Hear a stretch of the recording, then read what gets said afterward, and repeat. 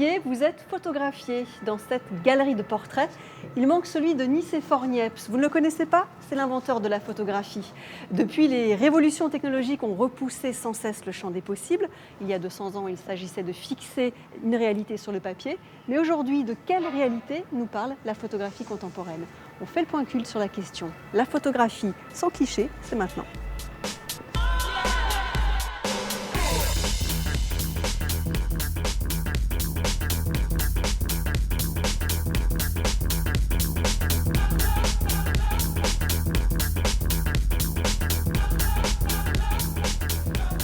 On est ici au 109 à Nice, qui est un des sites du Festival de l'image satellite. C'est un nom qui en dit long déjà sur ce qu'est la photo contemporaine.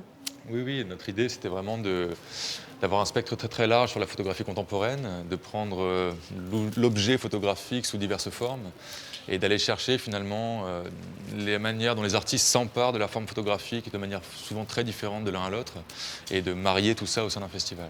Au départ d'une photo contemporaine, il y a toujours la réalité. Peut-être pas toujours, mais c'est vrai que nous, ça nous intéresse beaucoup. Et cette idée de comment la photographie travaille le réel, c'est une question assez ontologique à la photographie. Là, par exemple, sur ce genre de travaux-là, on est devant le travail de Sinem Bostanci. Elle a travaillé à la fois avec des images récupérées et des images construites. Elle allait récupérer une image du Val-Fleury, cette cité dans la banlieue parisienne. Elle a reconstruit un décor floral devant, refotographié l'installation finale. Donc on est vraiment sur une image à plusieurs niveaux, avec de l'image récupérée, d'archives, remise en scène, retravaillée.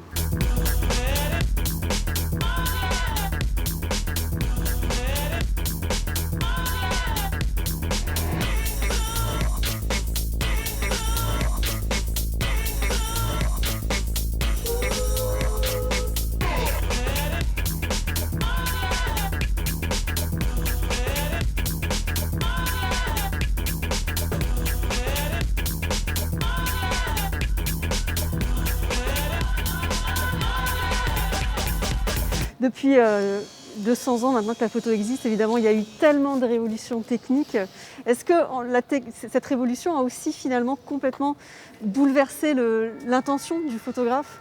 Oui, il y a effectivement un bouleversement technologique, mais finalement, le questionnement des artistes, la manière dont ils s'emparent des formes picturales, etc., ne relève pas juste du champ technologique. Après, bien sûr, pour quelqu'un comme Benny Bischoff, lui, ce qu'il veut, c'est avoir accès à des images, pouvoir les modifier, pouvoir les travestir, et pour ça, le numérique est un formidable outil pour lui, c'est sûr. C'est que le photographe n'est plus seulement là pour nous parler du monde tel qu'il est. On n'en est plus là.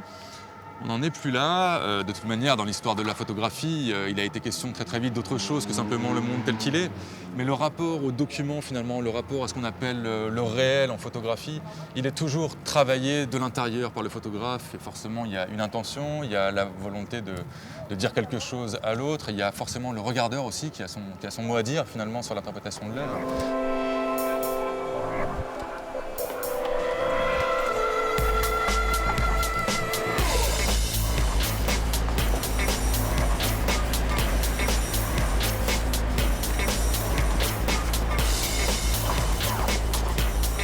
La vue qu'on regarde. Et là, ce qui est intéressant, c'est le rapport en fait entre les bâtiments en contre-jour et l'espace ensoleillé de l'autre côté du paillon. Alors, effectivement, on voit l'image à l'envers. On prend la lumière avec une cellule extérieure. Il n'y a pas du tout d'électronique à l'intérieur de la chambre. Et en fait, voilà, on met la vitesse et le diaphragme. Et après, on fait l'image. C'est vraiment l'ancienne. À l'ancienne, oui.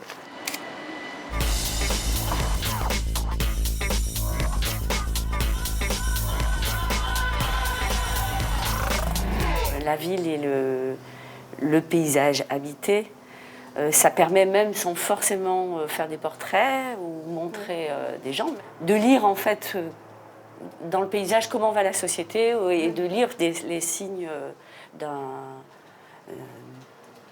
de l'histoire, de l'économie. La photographie nous amène à travailler vraiment sur le réel, sur la réalité. Donc on sait que quelque part notre photographie, elle parle de quelque chose de concret, d'une réalité concrète, mais ce qu'on veut, c'est amener notre propre lecture aussi de cette réalité concrète. Donc c'est vraiment toujours essayer de lier les deux dans notre démarche.